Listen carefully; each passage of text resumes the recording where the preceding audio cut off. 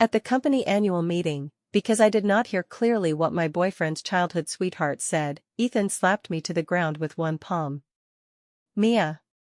If you do not want your ears, cut them off. Do not think Renee is easy to bully. You are so vicious, and you still want to marry into my Sioux family? I fell to the ground with a dazed head, but knowing full well that I was afraid of thunder, he mercilessly locked me on the rooftop. The sky was thundering and lightning, with pouring rain. On the rooftop, I covered my ears in bewilderment, praying that he would let me in. Ethan sneered, saying this was the price for bullying Renee. The rain grew heavier, and the thunder incessantly stimulated my eardrums. I knelt in the heavy rain, trembling and crying while pounding on the door, my head knocking deep blood marks on the thick glass door. The people in the banquet hall looked at me with pity, but no one stepped forward. Ethan just gave me a cold glance, then embraced his childhood sweetheart's waist and went upstairs.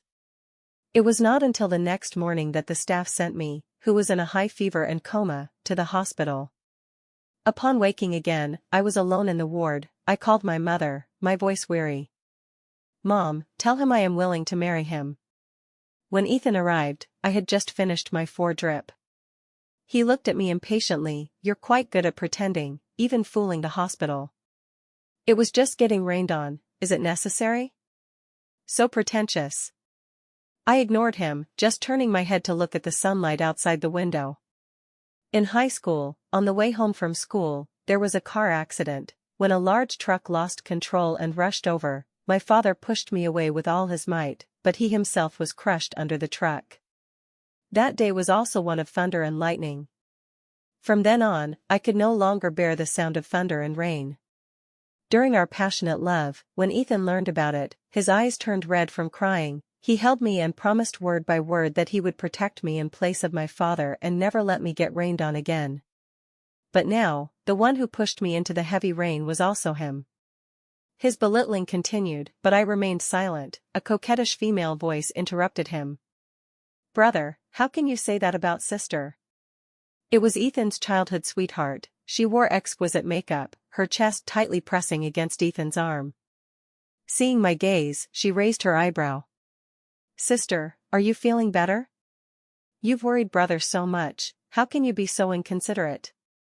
I looked at her and nodded. But Ethan suddenly protected Renee in front of him, glaring at me angrily. You are not even half as good as Renee. She knows you're sick and still comes to see you, unlike you who are so vicious. I glanced at their disheveled clothes and coldly hummed twice, not caring that they had just finished fooling around and only then remembered to check on me. After completing the discharge procedures, I carried large and small bags alone, following behind them. Renee coquettishly clung to Ethan, acting spoiled, with her chest fully exposed. Brother, after dropping off sister, come home with me, the light bulb at my place is broken. I did not even glance at them, forcefully squeezing past them. Whatever they did had nothing to do with me anymore. Now, I just wanted to go home early, back to the home with my mother. Once in the car, I consciously sat in the back seat and closed my eyes to rest. The two of them flirted intimately and unscrupulously in the front. As soon as we got home and went upstairs, a strong smell of alcohol hit me. The living room coffee table was scattered with many wine bottles, and both their intimate clothes were casually thrown around. I picked up a lace panty from under my foot and threw it into the trash bin. This apartment only had keys for me and Ethan. The owner of the panty was self-evident. Seeing my action, Ethan's expression stiffened, and he hurriedly made excuses for himself. A few days ago, my buddy wanted to have a party, so I lent him the place. Who would have thought he'd mess up our home like this? Don't touch it, it's disgusting. I'll call a cleaner to come and tidy up. Renee also smiled at me, with provocation evident in her eyes. Yes, but they were quite passionate.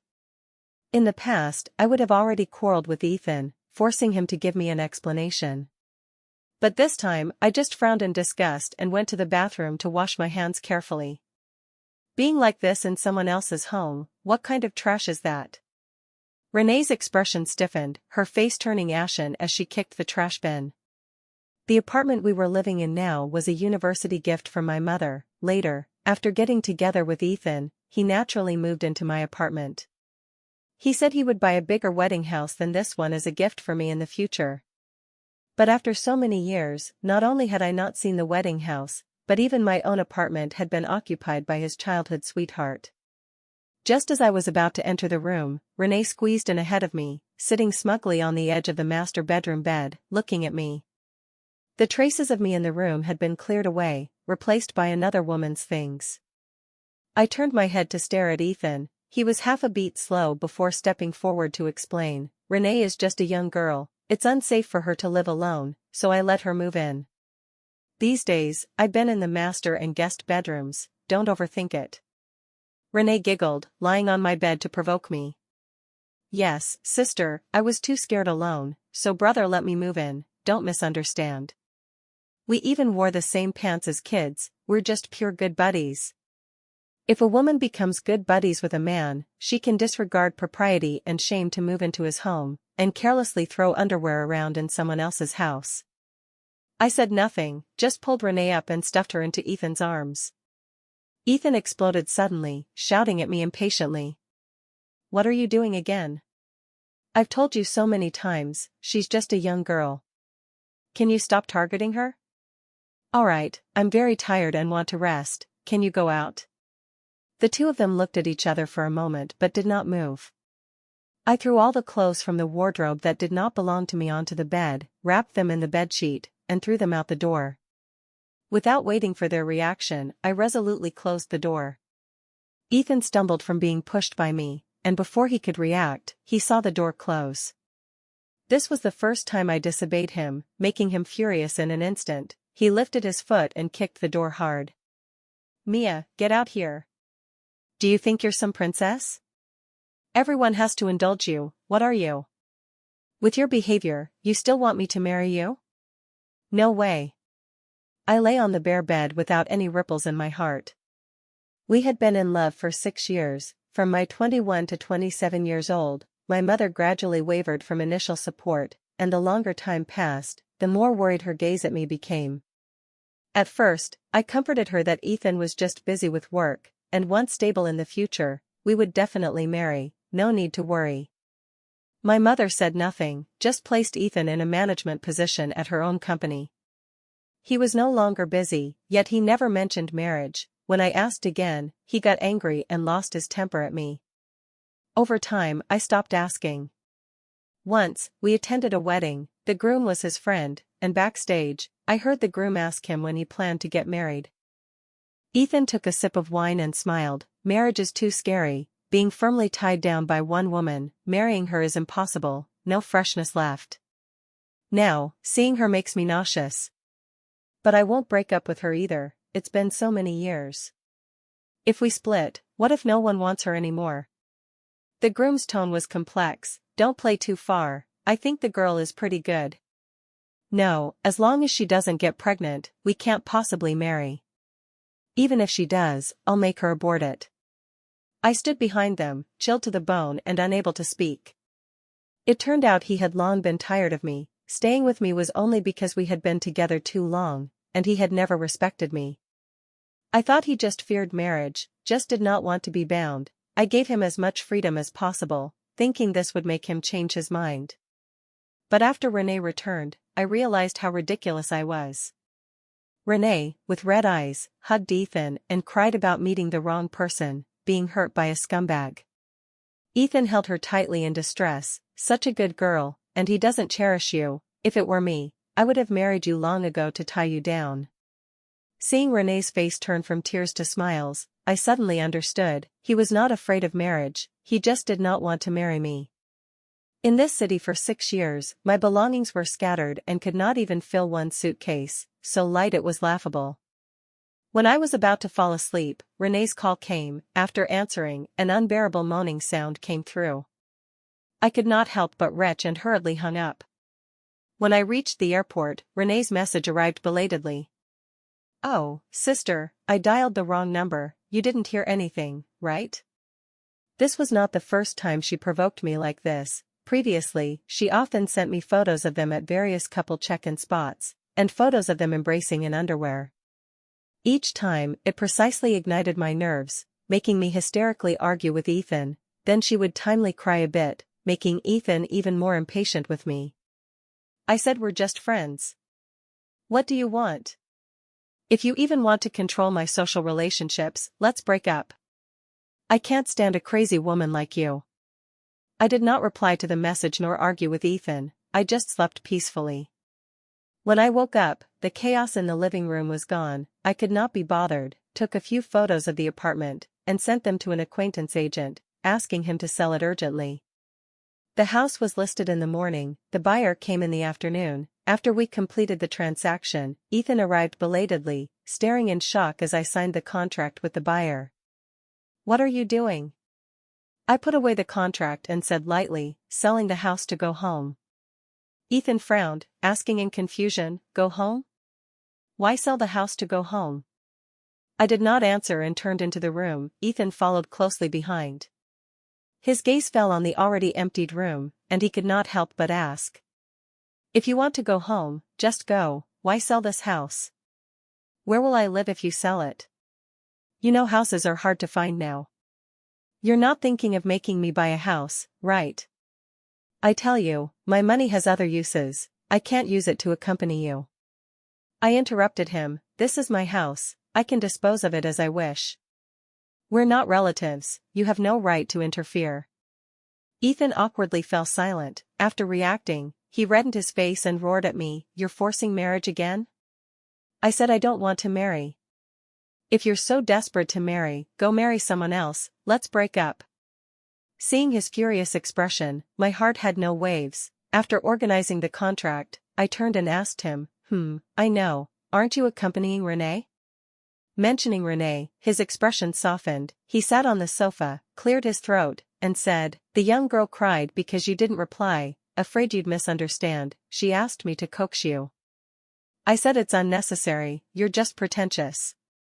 She insisted I apologize to you, here, the porridge Renee bought for you.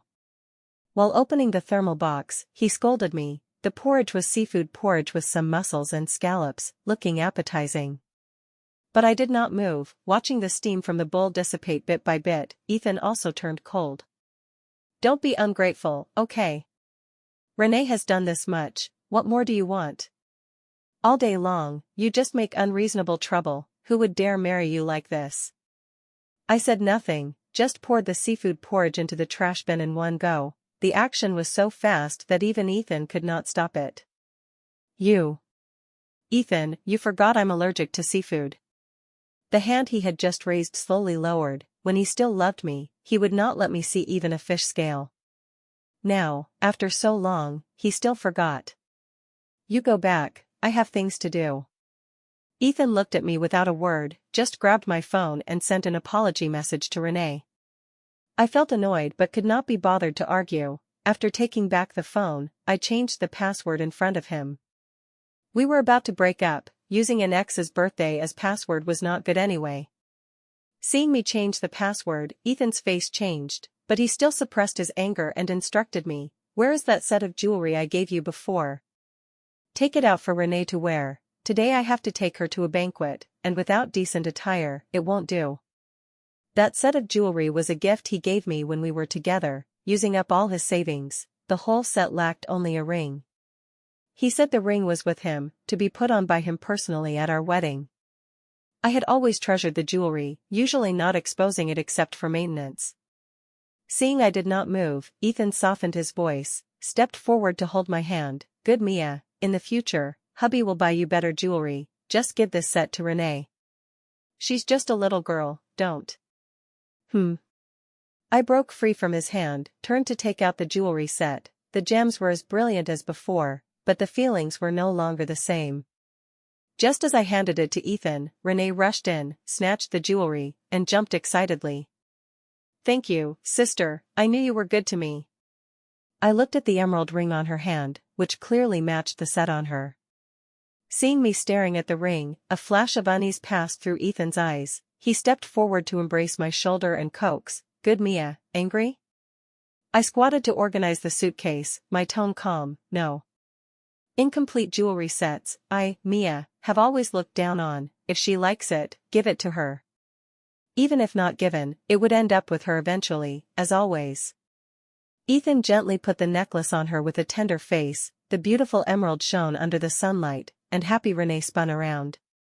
But as she passed by me, she suddenly fell toward me. I instinctively dodged, and she exclaimed as she fell to the ground. "Ah!"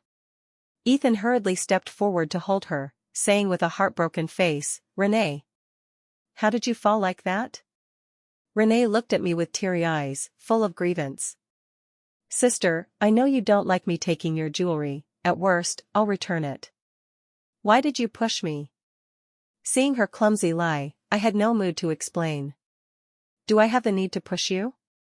But Ethan sneered, protecting Renee in his arms.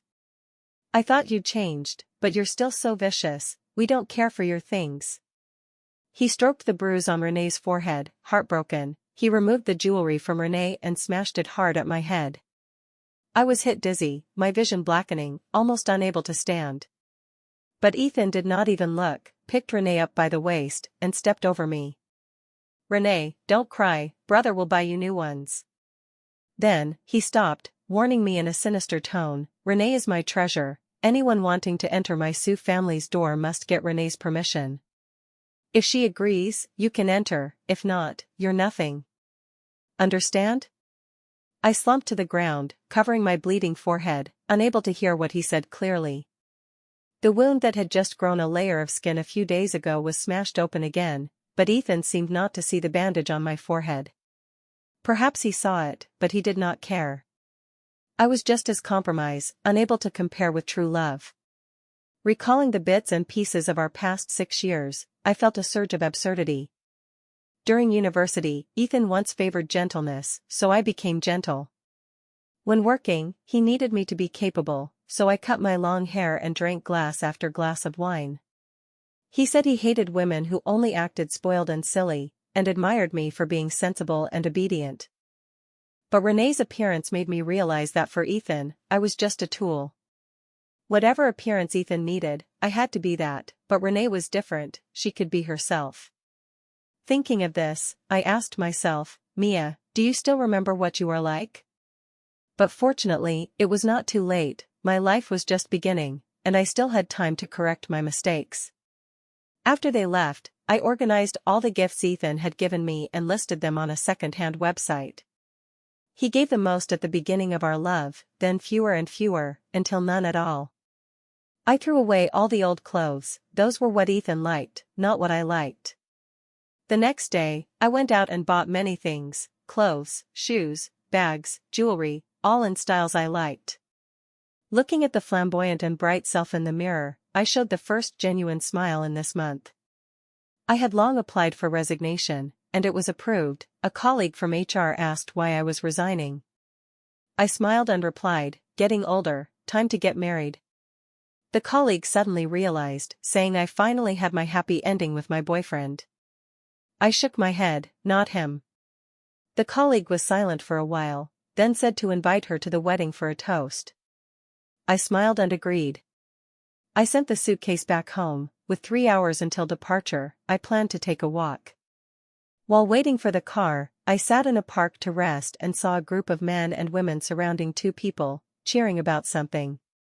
The crowd parted a seam, and the ones clustered in the middle were none other than Ethan and Renee. They held hands and gazed at each other, teary-eyed. Renee wore brand new jewelry, with the ring tightly gripped in Ethan's hand. He spoke incoherently, choking several times, unable to speak. Renee suddenly pounced to hug him and cried loudly, the two embracing sweetly. Then, Ethan knelt on one knee, solemnly and tenderly putting the diamond ring on Renee. The surrounding people cheered for their love. I stood not far away, watching quietly. An abrupt horn sounded. It was my car arriving. Ethan was attracted by the sound and looked over. The moment he saw me, his pupils suddenly constricted. I mouthed silently to him, "Let's break up." After saying that, I turned and got in the car. Ethan pushed through the crowd and ran madly, his hand about to touch the window when the car sped away. While waiting at the airport, Ethan's calls and messages came nonstop. I hung up one by one, and finally just turned off the phone. Across stood a couple. The girl was coquettish, her eyes red for some unknown reason. The boy looked at her anxiously and heartbroken, making funny faces to make her laugh. The girl burst out laughing and bumped into his arms. The two smiled broadly for their current happiness. Once upon a time Ethan and I were as loving as them, but now times had long changed. I closed my eyes, no longer paying attention to others. As soon as I got off the plane, I saw the person my mother arranged to pick me up.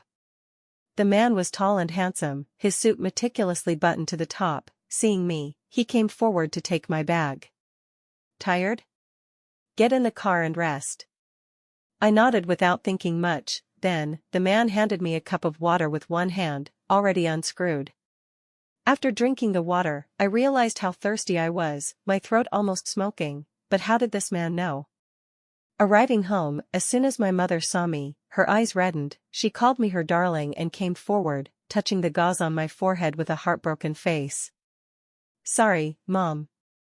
Seeing her distressed gaze, guilt surged in my heart. At my age, I still made her worry.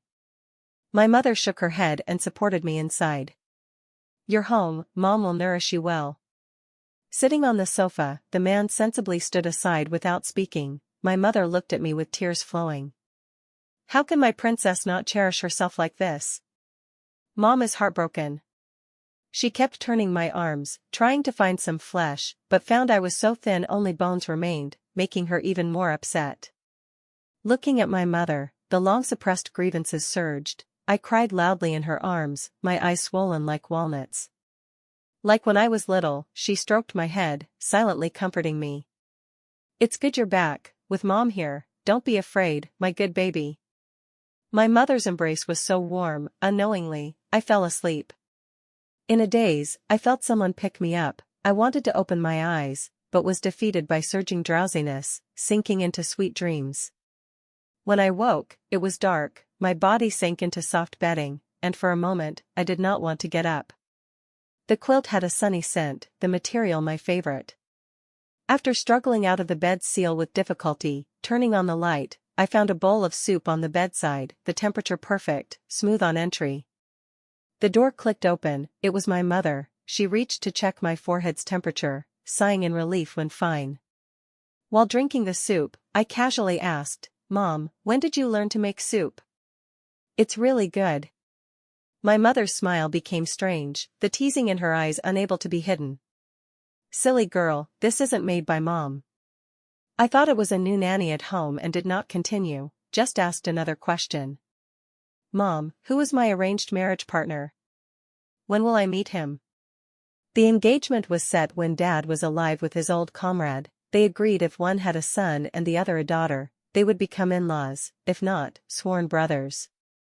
When that child was 5, Mom got pregnant with me, originally thinking the engagement was just a joke, but after I was born, it turned out I was really a girl. "You don't know, when you were 3, we talked about the engagement, both sides said it was a joke, but that kid was unwilling, holding you and crying loudly, not letting others touch, you hugged him saying only brother, only brother." At 3, I was at an age to remember. I recalled many things from then, but had no impression of this brother, thinking he was a stranger, but unexpectedly a childhood playmate. But now we were strangers. Thinking this, I felt deflated. So many years have passed, maybe he's already in love and married? Words from that time were childish babble, how could they be taken seriously? Moreover, we had not met, what if he looked ugly? My mom laughed until tears came. "Silly child, so you didn't recognize him? The one who picked you up at the airport today is him. Hearing you were coming back, he happily came to the house a week early to court favor." My mother pursed her lips again. "See, the soup you drank was stewed by him for 5 hours.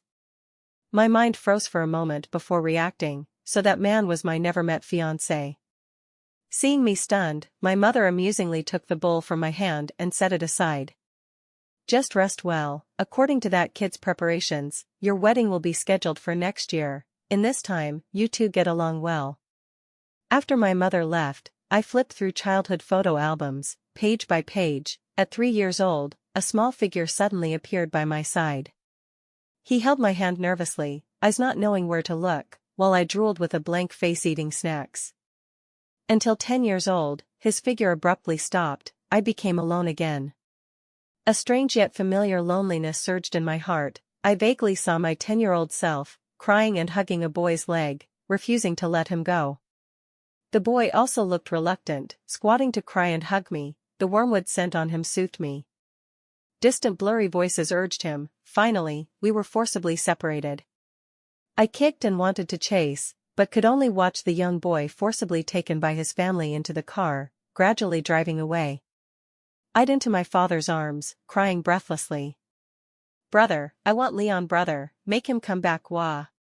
Later, I gradually forgot this brother, along with our past. This was a rare peaceful night. I held our photos and fell deeply asleep.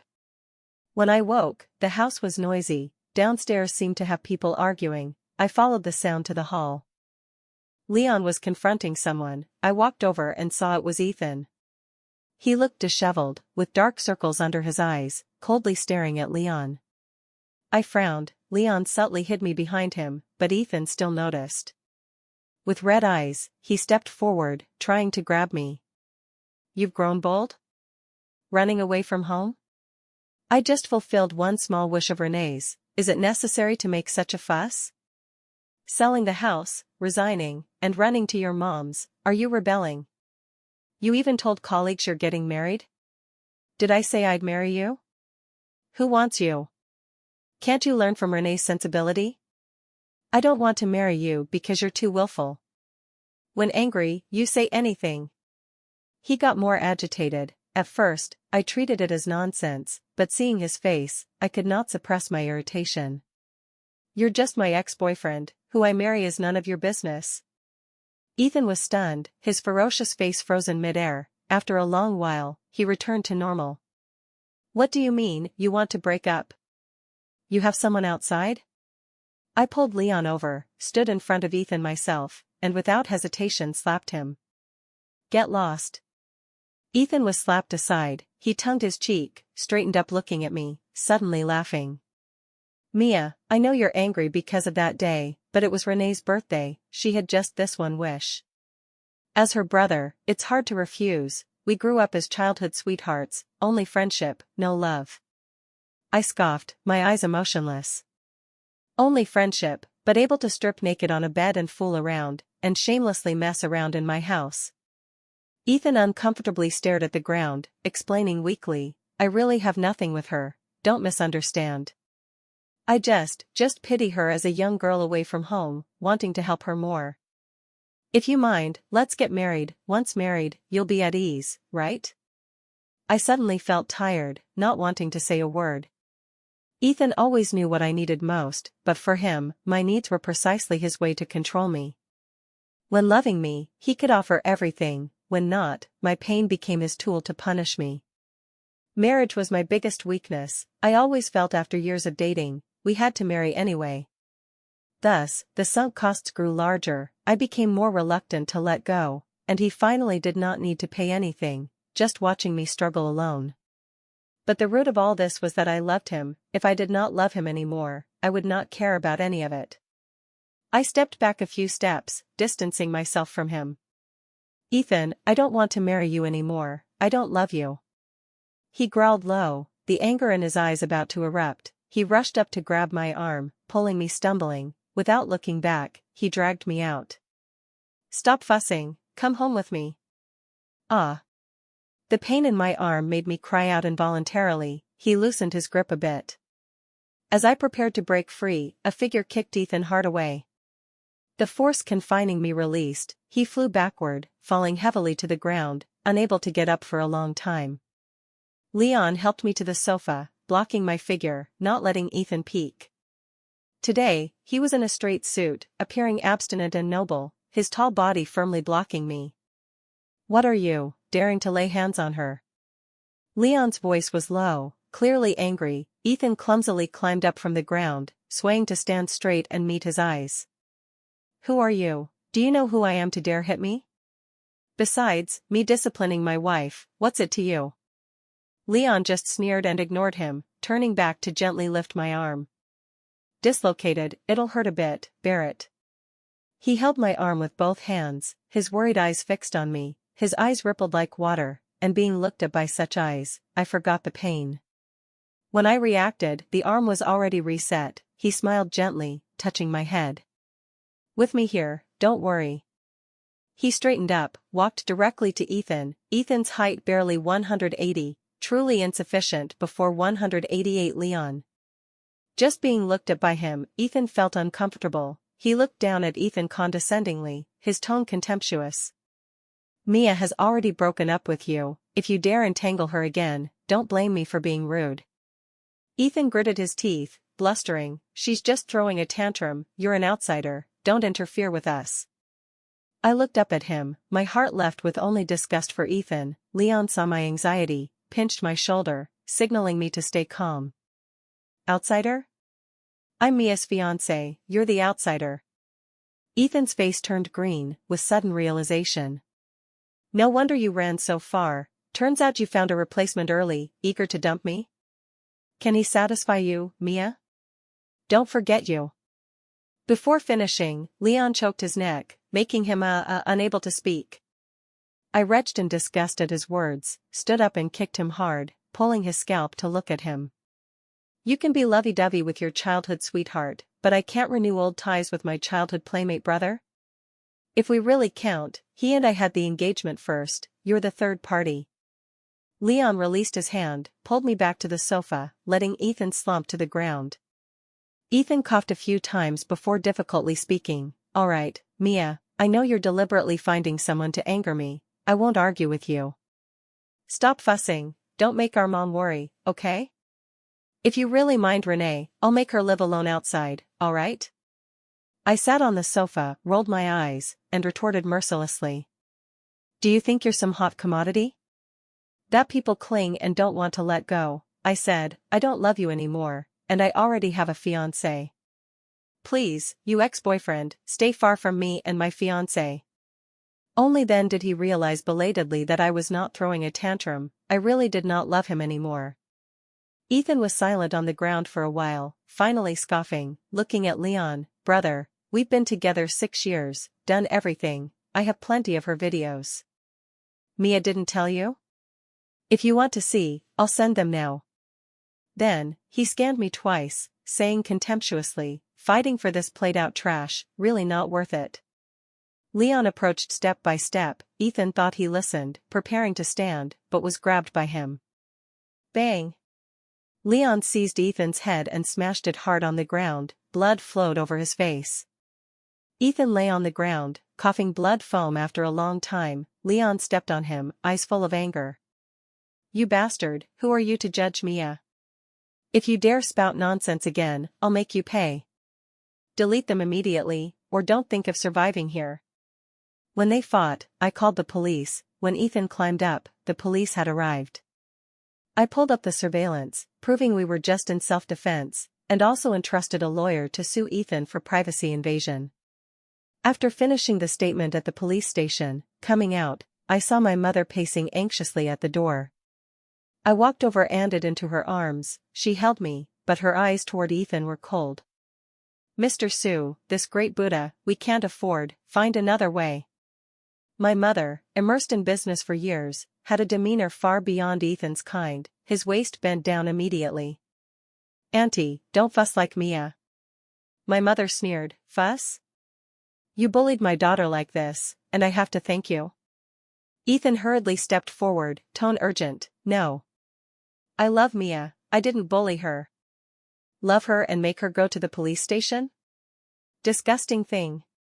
Leon helped me into the car, turned to show Ethan a malicious smile. You better hurry home to check on your childhood sweetheart. Ethan's phone rang accordingly. After answering, his color changed suddenly. I had no interest in Ethan and Renee's affairs, just that he never appeared before me again, allowing me to restore a peaceful life. These days at home, I did not rush to work. Per my mother's request, I nourished my body at home. Leon came to see me every day, sometimes with a bouquet, sometimes a necklace, anyway, never empty-handed. But I still had not received that ring belonging to me. Leon went on a business trip, to be away for over 2 months. I thought I would feel nothing, but my heart always felt empty. During his absence, I always dreamed of him, the child him, the adult him, always gentle and patient with me. Time flew in the long yearning. He returned to the country, but still did not see me. After several rejections, I stopped seeking him, just had my mother tell him through someone that if he wanted to dissolve the engagement, just tell me. But that day, he rushed before me, awkwardly extending his hand. I have something for you. Are you willing to come see it with me? His ears were red, hands trembling finely. I hesitated, but still held on. Giving him another chance wouldn't hurt. Okay, let's go out for a walk. He took me to a valley, where as far as the eye could see were continuous seas of flowers. A wind blow created waves.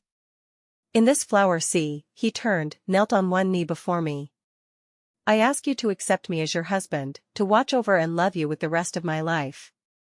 The ring box in his hand opened accordingly. The gem embedded in the ring was unlike any I had seen, sparkling in the vast flower sea with the most complementary colors. This is or I personally dug from South Africa, the only one in the world. I want to give you the most unique, best ring. I didn't want to dissolve the engagement, I just feared you'd reject me. The man before me stammered, head lowered, but hands holding the ring high. If you're willing, if not, it's okay. I extended my hand, smiling at him, eyes slightly moist. I do. He tremblingly slipped the ring onto my ring finger, then planted a deep kiss. Thank you for letting me love you. Because the proposal was early, the wedding was also advanced. Leon was busy non-stop, even personally picking the tablecloth colors. I sat in the garden chatting with my mother, the ring on my hand shone under the sun. Mia, seeing you have such a home, Mom is relieved, your dad would be too. I looked at her smiling, the past haze seemed gone. Yes, Mom, I'll be very happy. Mom also smiled, finally relaxed, no longer worrying for me.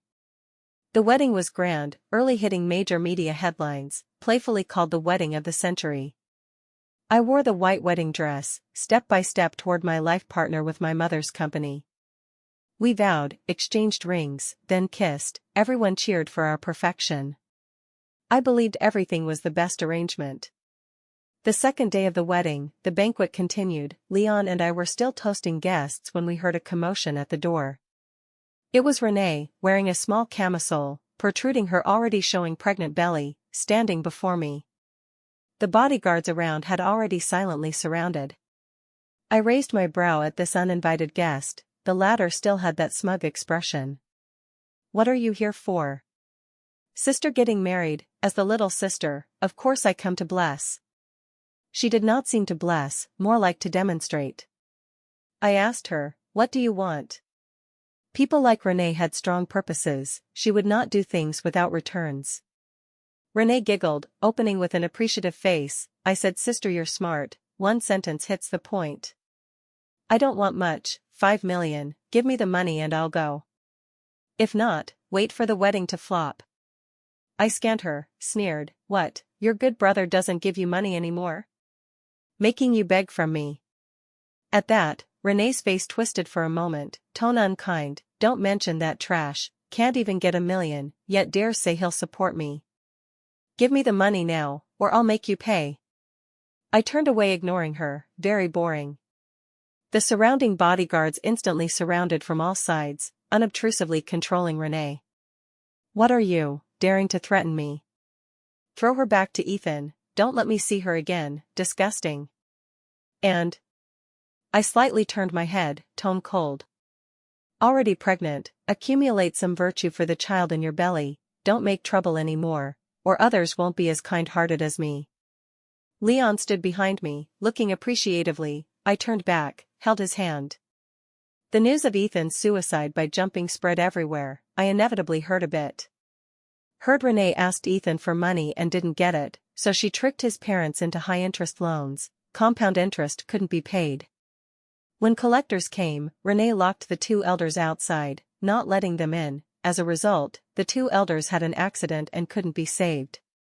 My mother took a sip of tea, sneered before continuing. After Ethan knew, he hurried home, but it was too late. He beat Renee on the spot, causing premature birth. As soon as the child was born, before Ethan could relax, 7 or 8 men came outside the ward saying they were the child's father. Comparing timelines, they found Renee was stringing them all along. Ethan went mad directly, stabbed Renee to death with 2 knives, then ran to the hospital rooftop and jumped. I could not help sighing. Truly, evil people have their own grinders. My mother laughed. Leon stood on the steps, calling us in for dinner. I stood up and ran to him. Coming,